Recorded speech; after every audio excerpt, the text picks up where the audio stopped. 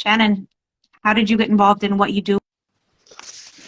Well, I was born into an evangelical family, not just any evangelical family. My father was an Assemblies of God minister, fundamentalist Christian. I was raised to be a missionary and involved in the church, and eventually took a big focus on Jewish people, which are prioritized in the evangelical world. Since then, I'm obviously a Jew now, and I've dedicated my life to warning Jewish people, Jewish community, about how and why more than a quarter of a million of our Jewish brothers and sisters are in the church today. And we have exposed some of the most shocking cases of infiltration into the Jewish community over the last few years. People who are disguising themselves as Jewish people and taking on Jewish leadership roles, performing sacred Jewish rituals, some of them with tremendous halachic ramifications. And I think right now we're in a terrible time, war. I wish we didn't have to address this. I wish we could focus on what I feel is important in this war. But unfortunately, we have missionaries like Jews for Jesus who have not stopped and are, in fact, are stepping up their game, which I think is why we're here. Oh. Margalit, you're in Israel also, Yeah. right? So I'm also in What Israel. are you seeing over there? I've seen anytime that I go on YouTube, like a very high percentage of the time I see ads where at first it looks very Jewish, but you look into it and it's not what it says that it is. And you see, I forget what it's called in Hebrew, like the Brit Chadash, I think is what it's called over here. Yeah. Brit Chadashah, yeah. So, which for those who are unfamiliar, it's basically like, it's basically advertisements here in Israel that are in Hebrew. They look very like, you know, traditional Jewish outreach, but then you kind of go down the rabbit hole and you see like, oh, wait a minute. And like, there's times too where I see a new organization. I'm like, I get a feeling about this. And I click into it and eventually I see that and I go, oh, you know what I mean? Like when you just said 250,000 Jewish people are in these communities, I'm like, wait a minute, what? It's like that many? So I think it'd be really good to talk about like some of the tactics that are maybe not so like overt, and how like people really get swept up into this, like Jewish people, how they get sort of swept up in. I would really love to hear a little bit more about that. The Messianic Movement was created as a way to make Christianity more palatable to Jewish people. They realized that they have a PR problem, and that Jewish people are often very proud. There's a lot of pride in a Jewish person, even if they know very little about Judaism. They are of the opinion that I was born a Jew, that I'll die a Jew, and there's no interest in converting. So they knew that somehow they needed to change their marketing. The church, as we know, has a very dark history with the Jewish people. They needed a facelift, so they did that, and a lot of that was taking our sacred traditions and morphing it into a Jewishy type of Christianity. The training to reach Jewish people is how to deceive and how to change your language. I have a manual on how to share the gospel and how to share the Messiah with a Jewish person, how to speak about things in daily conversations, how to take advantage of people in a vulnerable state, how to infiltrate. Mostly it's the language. I do have a card. Go into this a little bit more in more detail when I tell my story, but there's a lot of examples of how to change the language. You don't say the word Jesus Christ because that doesn't invoke any warm and friendly feelings within Jewish people. In Definitely not. fact, if you have a strong Jewish neshama, that, you know, causes you to stand up, and a lot of people are not even comfortable with that, and thank God they're not.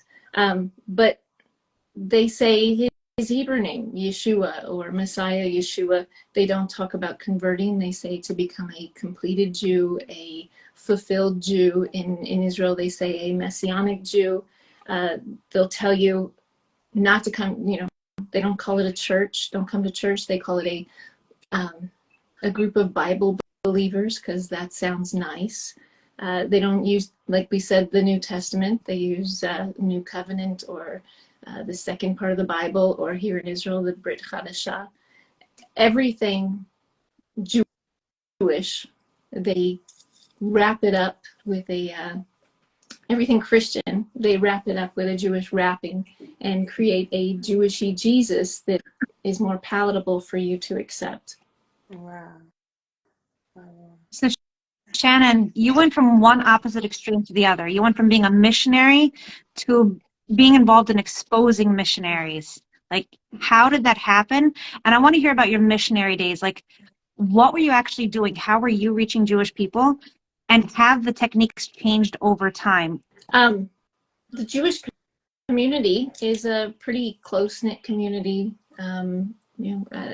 They do a lot of things together. They're very closed. So it was not so easy to meet Jewish people. So I was encouraged to, go to kosher restaurants, find out about Jewish events and attend Jewish events. Eventually, I started volunteering for the JCC, and you were told not to volunteer in something like, in the back or behind the scenes. Make sure that you volunteer for positions that give you interactions with Jewish people. Volunteer as a greeter, or registration, or helping. I delivered Meals on Wheels to elderly people. Elderly people specifically, are so lonely that they will talk about anything if you'll just sit with them for a few minutes. So I was able to easily share the gospel with them. And I think the most important part of that is that it's social interaction. And when we say the word missionary, Jewish people think about the people who are screaming on Ben Yehuda for you to repent, and the people in New York that are handing out tracts with their Jews for Jesus shirt on the counter, on the corner. But I don't think that a single person has ever converted by one of these encounters on the street. The real success stories are always social interactions. We live in a day where I think every one of us probably knows somebody, a family member, a friend that has converted to Christianity. If you were to go back to them and ask them, how did it happen? They're not going to tell you that it was a professional missionary. They're going to tell you it was my friend at work, it was my neighbor, it was my college roommate. It's these social interactions that lead the way to this, because evangelicals have a world focus, but Jewish people are prioritized, and they use absolutely every means. They are always leading into those discussions, and you feel off guard.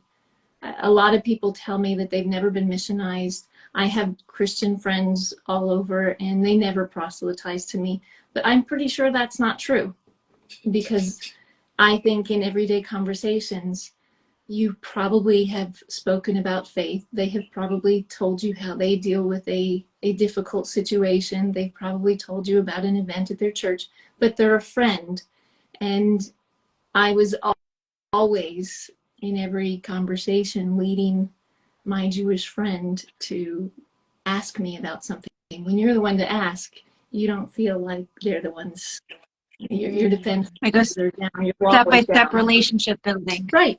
It's a friendly conversation, and your guard isn't up. So for people listening, right, who might be in, like, to be very honest, like, I'm sort of in an Orthodox Jewish bubble in Israel, right? Like, I'm not like a type of person who's like, you know, working with people of different faiths and different backgrounds, whatever. But for people who are watching this, right, who work in sort of like mixed environments, you know, what do you think is sort of, what are things that they should know that are sort of like boundary lines or things that they should be aware of, like in these conversations? Because as you're saying, you know, there might be a situation that they might not even realize that there was someone trying to missionize them. So what are things that they can look out for? What are kind of boundary lines that they should have? I'm curious about that. I think less affiliated Jews are more aware. I think the Reform and the Conservative are more aware of the efforts, and I think the Orthodox world in particular believes that it is insulated from these, which I think is why some of the exposing of missionary infiltrations into the Orthodox world have been so shocking. You know, Rabbi Singer made Aliyah to Israel. I think it's been 4 years now, maybe. He was shocked when he did lectures because he had people attending that would come up and they were Haredim. Rabbi Singer's first language is Yiddish, and coming here for the first time ever, he has done exit counseling in Yiddish, which is Wow. What is that? Yeah, I don't know if I don't even know if I know what that means. That means the most insulated communities are being penetrated, and that they're reaching where we think are safe places. You know, where Ruchi is, in Muncie, and a lot of the communities in New York. This is a New Testament in Yiddish. And it's to reach those more insular communities. It looks like a safer, one of the news reports we just did not long ago was that it was sent with the shul as the return address, so it looked like it was a safer that was delivered to everybody in the congregation's address. And you know, we, besides the insular communities, Yiddish is being used to reach our most vulnerable, which right now are the elderly and Holocaust survivors. You can go into a nursing home and ask who's not being visited, who is the most lonely, and it's called deathbed evangelism. It's heart-wrenching. They reach these people when they're at the end of their life, and it's devastating. And it's had a devastating effect. It tears apart families. It's a real problem. Is there a specific move towards targeting people who go through trauma? Because we see like there are people who are very associated with Christianity that are getting extremely close to, let's say, the October 7th survivors. What do you think they're doing there? Are they just being friendly? Are they just helping? Or do you think they have ulterior motives? I think every time there's a crisis, it opens the door. There's a frenzy from missionaries, and they're right. It's when we feel the most vulnerable, we feel like we need all the friends we can get. And like you said, people were criticizing and saying, how can you speak badly about this community? They're helping. We're surrounded by evil. We're surrounded by enemies. There was a horrific, horrible attack that we suffered here, where everybody here in Israel knows somebody personally who has been killed or is serving, or that you are worried about every day. Our communities have been devastated, and we're all hurting, and it feels really nice to have people say, we love you, and we want to stand with you, and we're going to support you, and they bring charity. But when it crosses the line and we see, things that they don't want us to see, they do fundraising for these efforts with people in America. And when they're doing these fundraising, they take their mask off and they're honest about what they're doing. They're telling people, God has created this situation. We're at the end times. We're close to the second coming. Jewish people are hurting and they need Jesus. And we are the hands and feet of Yeshua, and we are showing them Jesus in real physical ways. They're going to the bomb shelters, so they're talking about and sharing with their supporters that people are coming to Jesus and accepting him in the bomb shelters. We're at the hotels, and we're working with families and children. They're bringing a lion and the lamb, which is very symbolic in Christianity about the second coming of Jesus. They're giving these little figures to children in hospitals of people from those evacuated communities. It's hard to see that, and we do need the help, but there's a boundary, and that it's a red line. I wish they could stand with us and be honest and say, there's a war going on and we need to focus on what's important, and we're all going to put that aside, but they're not.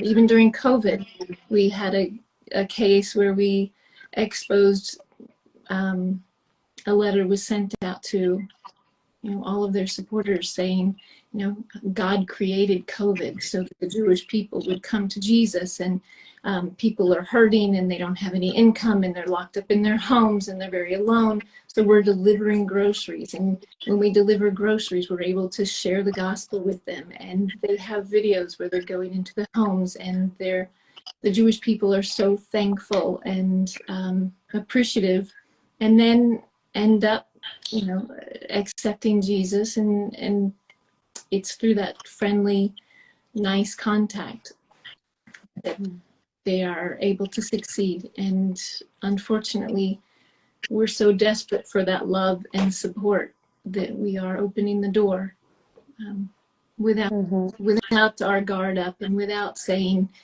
we love the support, but we're not going to tolerate this.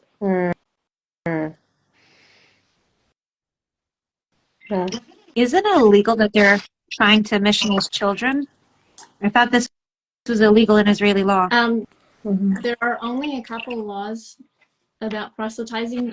Unfortunately, a lot of people have a misconception that it is illegal to proselytize in Israel. It is not.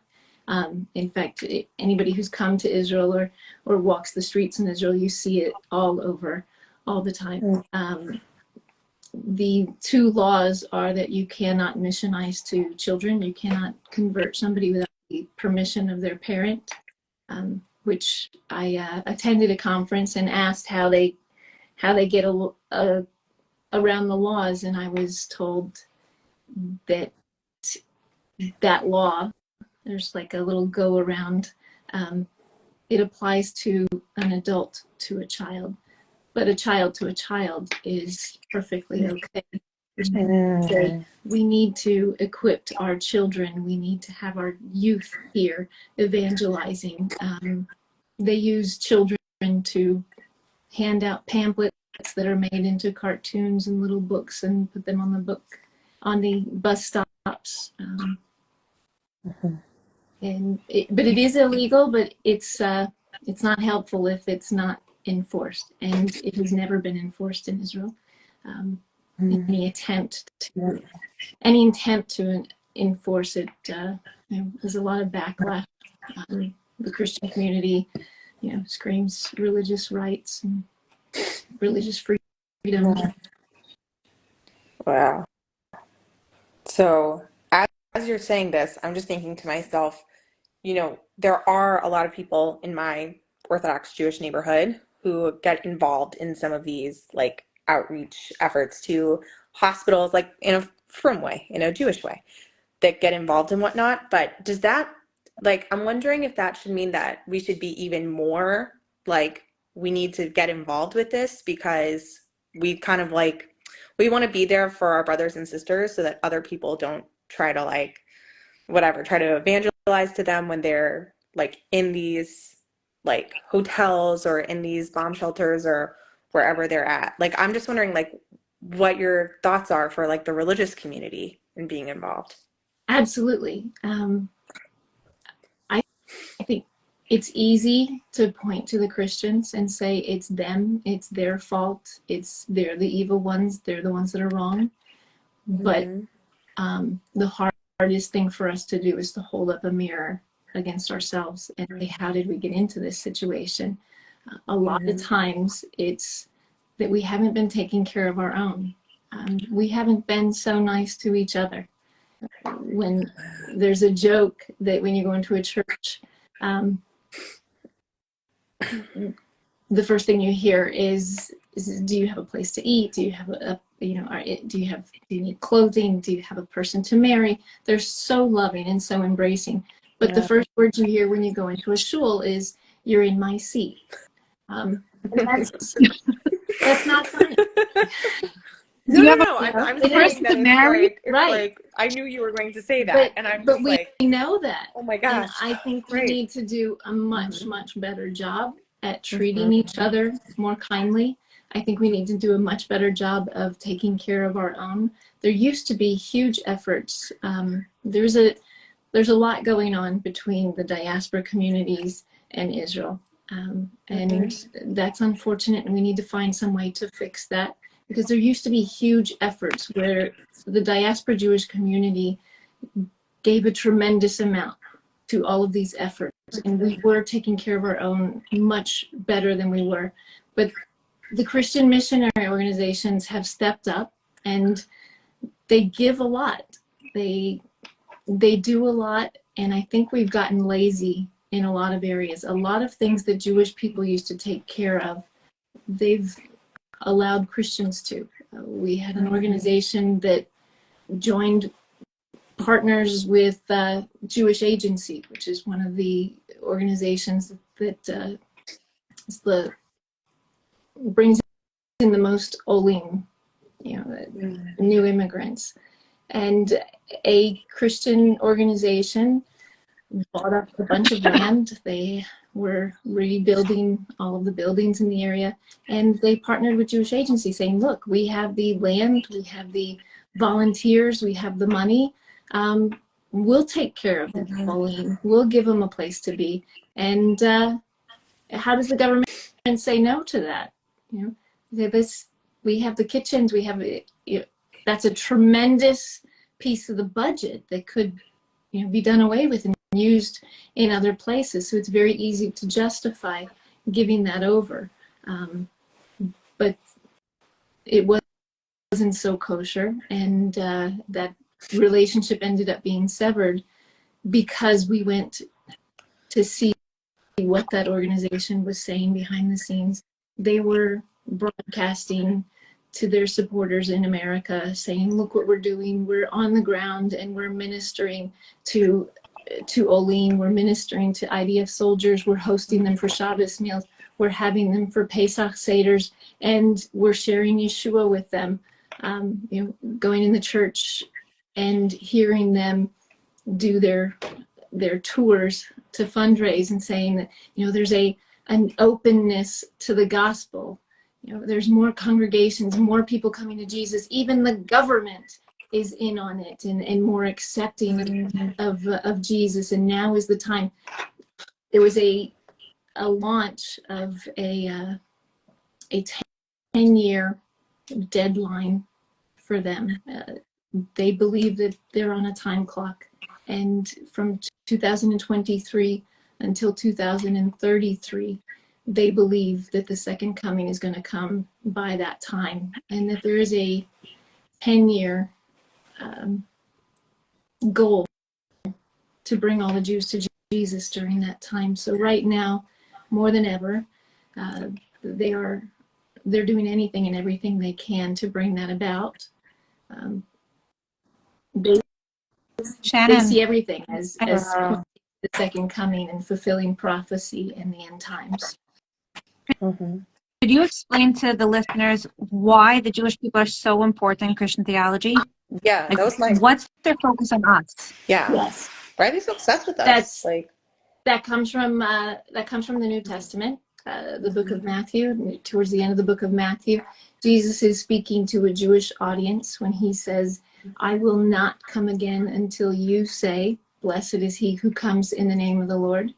So it is Jewish people specifically coming to Jesus that triggers the second coming. There is a verse in the New Testament saying to the Jew, I become a Jew, to the weak I become a weak, to those under the law I become as one under the law. I become all things to all men, so that by all means I can save them. That justifies deceptive tactics. Basically, you look like, you act like, you speak like, you do anything you need to do, by all means necessary, to save them and bring them to Christ. And when that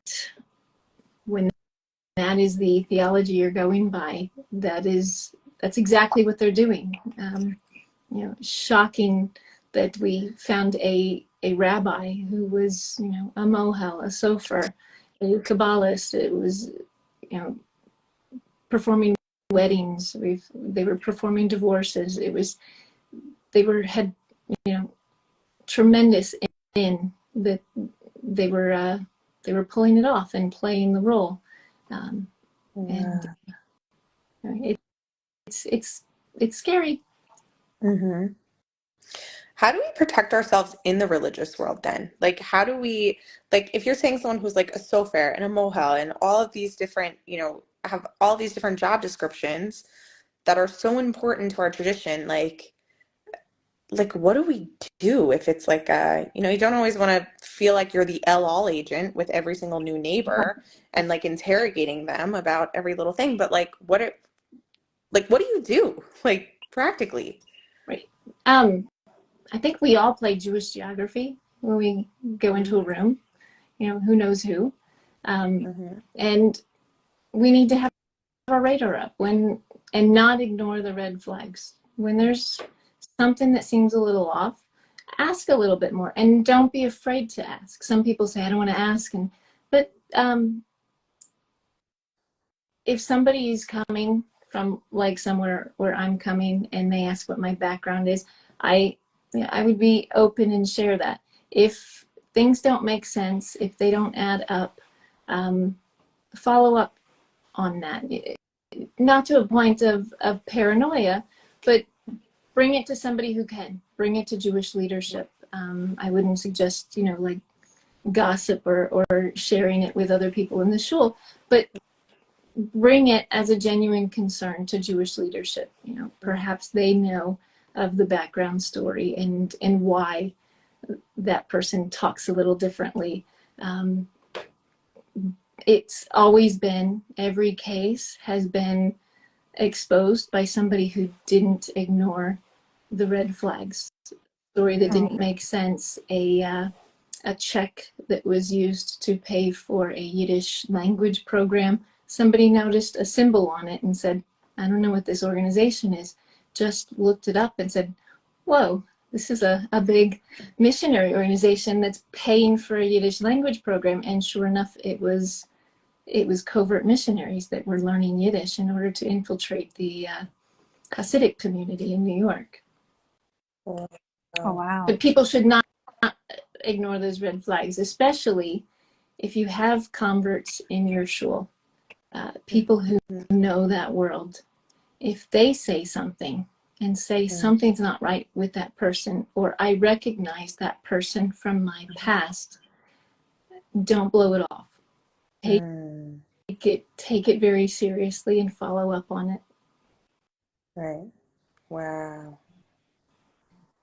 What do you think about there's certain organizations out there that are actually encouraging interfaith dialogue? You'll have rabbis joining together with Christians, with pastors, with preachers. Where's the cutoff point? Should we be encouraging such relationships? I like Rabbi Soloveitchik's view on that, is that we need to be engaging with all communities for political, social, economical things, but they should never, ever cross the boundary into theological discussions. That's where we need to be careful, because the lines are being blurred between Judaism and Christianity, and it's putting our people at risk. Mhm. Right. Someone just asked in the comments, and I think it's actually a good question. Isn't lying against, like, isn't that against Christianity to lie and to be deceitful? But then if it's for this purpose, like, can you explain a little bit of like the theology behind that? They don't believe it's a lie. You probably have justified and done similar. You have a child that you need to go, take them to the doctor to get a shot. You might lure them into the car with a lollipop and say, we're going to go for ice cream, and, get them, just to get them there. You know that it's to save their life. And to a Christian, they believe they're saving your life. You're in a burning building, and they want to get you out. And whether they have to throw you over their shoulder and figure out, why psychologically you're fighting them, they're going to get you out, and you'll eventually come to see that they were right and they saved you. Wow. Shannon, how did you come out of Christianity? Because you said you were a minister's daughter. Yes, ma'am. How did you go from there to here? Like, you're an Orthodox Jew now. Like, can you tell us your story a little bit? Right. I was desperate to save Jewish people, and I was very dedicated in accomplishing that. And I tried to be the best missionary I could. I happen to have been obsessed with the Orthodox world. They intrigued me. I would watch them and see all of the rituals and traditions that they did. I, of course, thought they were empty, and that Jewish people didn't have a relationship with God. You can't have a relationship with God because you don't have forgiveness for sin. But I admired how they tried, and how everything, about God seemed to be, part of their everything they did in their life. So I studied them a lot, and I learned very quickly that they knew a little bit more about the Bible than less affiliated Jews. I encountered some tough Orthodox Jews who seemed to have a little bit of a counter-missionary background, or knew the Christian arguments, and they would argue with me. I figured that I would have to learn the text in Tanakh. There's prophecies in Tanakh that I believed proved that Jesus was the Messiah. And they gave me a hard time. They told me things like it was mistranslated, that I was taking things out of context. And I thought that was absurd. I would throw back at them that they're not, and you're just regurgitating what your rabbis say. And I challenged them that if they would just look at it themselves, they would see. I was taught that the Jewish people had a supernatural veil over their eyes, that they were blinded. And if I continued to keep trying, and if I could just get them to look at the text themselves, that God was going to remove that blinder, and they would see Jesus in those texts just as clearly as I did. That wasn't so easy. I decided that just like I changed my language, I was going to have to find another way to present the gospel to those more religious Jews. So I took their challenge. They said it was mistranslated. I was going to learn the Hebrew of that verse. They said it was out of context. I set out to not just quote the one verse, but I was going to learn the whole chapter or the book if I have to. I was going to show them in context, that Jesus was in the Tanakh. And that's where it fell apart for me, because they were right. Every prophecy I went through trying to prove it to them was either mistranslated, when I actually went to the Hebrew, or it was taken out of context when I would learn the whole chapter or the whole book and find out it's not at all what it meant to be. I became more confused. I ended up learning from rabbis who understood the text and knew that. And that was like a bomb in my life. It shattered, the very core of everything I was devoted to, everything I did in my life, everything that was my focus, my core of my being was shattered. I felt betrayed by the church because I thought that my Bible was the living words of God. It was true. And to find out that things were purposely mistranslated, and they were mistranslated in such a way that it smushed and made it look like Jesus. It was mistranslated in a way to make things look Christological. And if you read it in Hebrew, it doesn't sound like Jesus at all. But if you read it in English, in a Christian Bible, it sounds very much like Jesus, and a Jewish person would say the same. It was shocking. It was devastating. And then there was a loss of relationships. I'm not sure Jewish people realize, but when you are a Christian and you reject Jesus, you're not accepted in those circles anymore. You're immediately cut off. There's New Testament verses that say that one who denies Christ is the Antichrist. The Antichrist in Christianity is basically, I was the devil. There are New Testament verses that said you're not allowed to open your door to somebody who denies Christ. You're not allowed to have them sit at your table or welcome them in your home. So absolutely every relationship that I thought would be there forever, no matter what, was severed. So it was a very lonely journey. It was very scary. Wow. I'm curious too, so you have this moment where you're rejecting what you knew growing up, and you say, okay, I'm seeing the truth within Judaism, but Judaism doesn't inherently mean that someone has to convert to it, right? Like we have the Noahide laws, like people are able to be connected while not full on converting. Like I'm wondering, what was that moment when you went, wait a minute, like I actually want to be a part of this, Right. like halakhically, fully, however you want to put it. The community aspect of Judaism was very attractive. I had lost every bit of community that I knew. So wanting to be part of a community was special. Wanting that direct connection with God, which of course as a Bnei Noach you have as well. And I'm not sure it's explainable. I think everybody has their own journey, and I know Bnei Noach who are so happy to be Bnei Noach, and that's good for them. But there was a yearning in my soul. I had to do it, and I wanted that for my children. I wanted a Jewish life for them. I wanted them to observe Shabbos. I wanted them to have a Jewish day school education.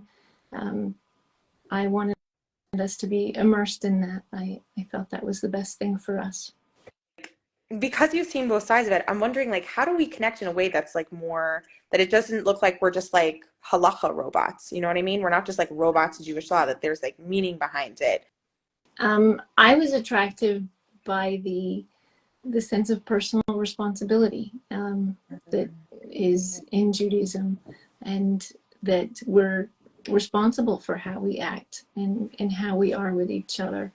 Hashem takes much more seriously how you treat your fellow man than even your relationship with God. We go through that in Yom Kippur. We should always show the beautiful aspects of Judaism, and that even the most mundane things that probably look very silly to the outside world, when you learn the meaning behind them, and how beautiful it is. It's inspiring, and you can explain that and inspire people with everything you do. I loved the Jewish Book of Why, because I felt like a little kid. Everything I watched a Jewish person do, I was why, and when I got those explanations, instead of just saying do this, and this is how you do it, tell the meaning behind it. The traditions that we do, sometimes they seem silly. They really bring us together. Very special to have a Shabbos table with the children. I'm always inspired when my kids, who know nothing about Christianity, thank God, talk about at the Shabbos table a Devar Torah that they learned in day school. And I went, oh my gosh, I want to go back to kindergarten. I want to learn Judaism, like a child, and I want to know it, second nature, like they do. Judaism, when you learn what's behind it, is so beautiful and so inspiring. It can be.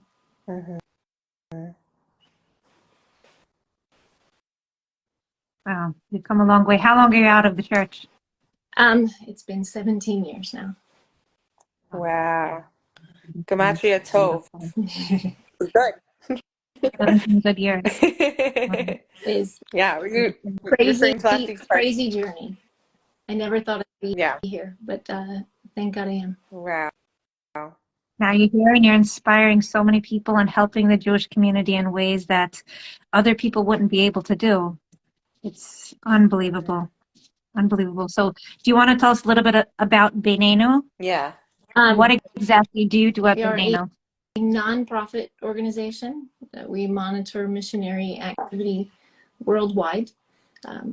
It's probably a good thing the Jewish people are not subscribing to all of the Christian newsletters and YouTube channels, but we monitor those. We watch for those, and that gives us an insight to how they're operating in our communities and where their efforts are located, what they're up to and who they're targeting.